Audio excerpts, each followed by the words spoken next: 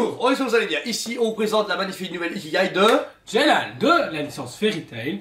Premier Ikigai de justement la licence Fairy Tail chez Tsume. à la base, ouais. On avait loupé de vous la présenter alors que ça fait un moment qu'on l'a reçu. Désolé, en fait, franchement, non. Comme on avait dit, au moment où on a reçu Jelal, on a reçu Shiryu, on a reçu tous les samples.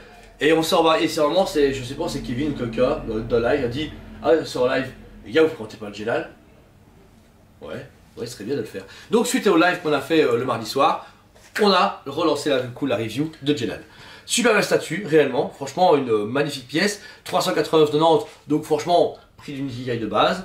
Moi, j'ai pas d'affinité avec le perso parce que je ne connais pas Fairy Tail. Natsu, vraiment, il pète sa mère. Alors, il est vraiment cool. Il va parfaitement avec Erza pour moi. Il va sortir. Bon, c'est son compagnon. Ok, ouais. Et mais effectivement, il y a d'autres personnages qu'on voulu voir arriver avant Jelal. Mais franchement, le travail est vraiment bien, dynamique à souhait. Le travail est juste splendide. Déjà, juste au travail de la tête, on reconnaît exactement c'est. Voilà, il n'y a pas photo, c'est Jelal avec justement son tatouage et tout. Niveau des cheveux, très bien travaillé aussi. Le dégradé de bleu est parfait. Très beau, ouais, très foncé sur les racines, puis ensuite on éclaircit sur le bord. Donc c'est parfait. Ensuite, on vient sur cette énorme cape qui est vraiment très texturée. Mais ouais, donne tout, je trouve. Et surtout elle me fait penser un peu à XM. Ouais, c'est vrai, ouais. Bon, de toute façon, dès que c'est trop texturé, on dit que ça nous. Je pense qu'on a un problème avec ça. Depuis Hulk et Hulk rouge, ça nous a toujours choqué.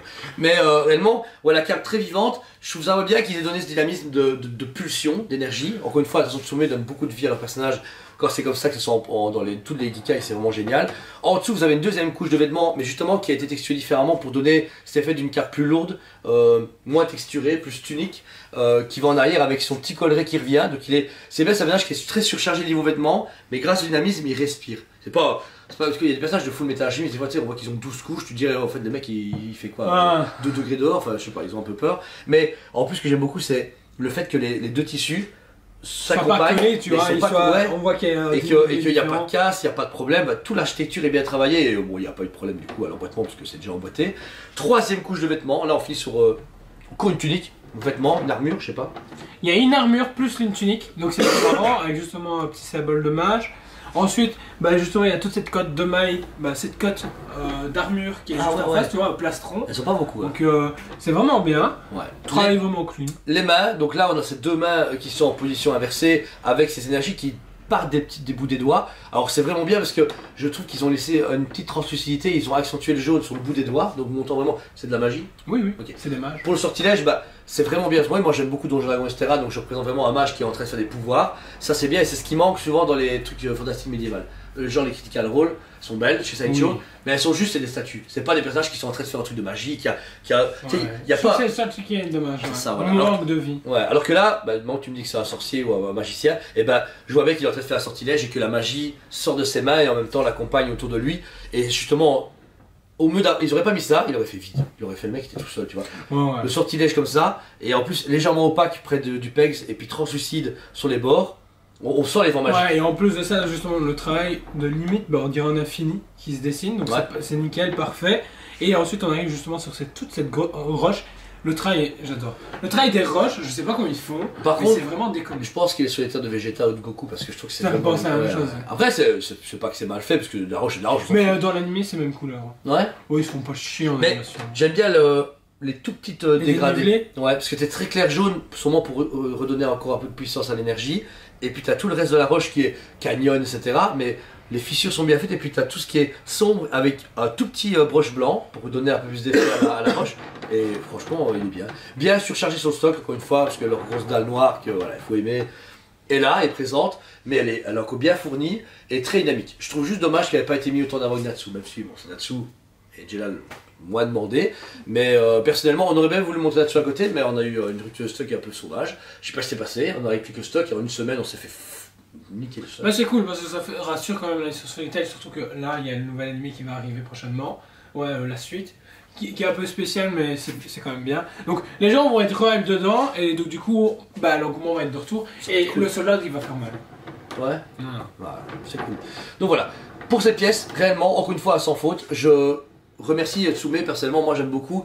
Parce que ce qui est cool avec nous deux, c'est que lui est méga fan de manga et fan de Tsume. Moi, je suis pas du tout client. Donc ça veut dire qu'on a à chaque fois vraiment une frontière des deux. Il les déteste. Non putain, dis pas ça, si à leur vidéo ils vont encore m'envoyer des menaces de mort. Mais réellement, je trouve que là le personnage, je ressens sa vie, je ressens le magicien en question et la finition est au rendez-vous. Et ce qui m'impressionne, c'est pour Nikia, il y a 389,90, j'ai une finition comme on est sur des résines sideshow, tu vois. Dire, parce que des fois, en studio, une c'est finition beau, premium, et c'est ce que voulait Cyril et Tsoumé, c'est avoir quelque chose d'abordable dans ta collection, tout le monde peut plus ou moins s'offrir, et premium, avoir un côté premium accessible, parce que ça, bon, si tu passes chez Prime, si tu ne travailles pas un minimum. Ah ouais, non, mais la preuve, regarde, on a vendu encore des Jiminy à des étudiants ou tu sais, des jeunes de 20 à 25 ans, tu vois, ils sont là, ils font, écoutez, je commence à travailler, j'ai 100 ou 200 euros de budget plus ou moins, donc ils peuvent payer une Ikea en 2-3 fois, et ça fait plaisir. En tarif, ils font, ah bah tu veux, ils prennent mon studio à 2000 euros. Là, ils sont à terre en PLS, ils sont en train de faire une rue de l'évry, je te veux dire, ma papa qui peuvent pas, mais ils disent, je vais pas attendre. On va présenter une Fairytale Prime One à 2000 balles avec 3 personnes. On l'a facturé? Ouais, tu l'as facturé, ouais. Champion. Mais non, c'est pour stocker, on s'en fout. Mais on s'en fout, je vais l'acheter. Mais non, mais c'est ça qui fait la richesse de notre métier maintenant, c'est que moi qui ai connu ça il y a des années, t'avais vraiment des statues abordables mais qui tirent un peu la gueule et plein de jouets. Maintenant, c'est vraiment cool quand je vois, on a présenté Janemba, on a présenté ceci, on a présenté le Casse-Rex. T'as tellement maintenant, t'as 200 euros le mois, tu te fais, je peux acheter des trucs qui sont cool. Oui. Pas des trucs, tu dis, allez, c'est des trucs pour les baraquis, tu vois. Non, ça fait plaisir parce qu'il était temps justement certains fabricants redescendent au niveau des prix ou qu'il y ait des choses premium accessibles. Parce que bon, acheter une même Presto, c'est toujours chouette, mais il n'y a pas ce côté premium. Ouais, c'est ça, il n'y a pas côté grosse collection. Après voilà, chacun ses goûts et chacun son budget, il n'y a pas de problème.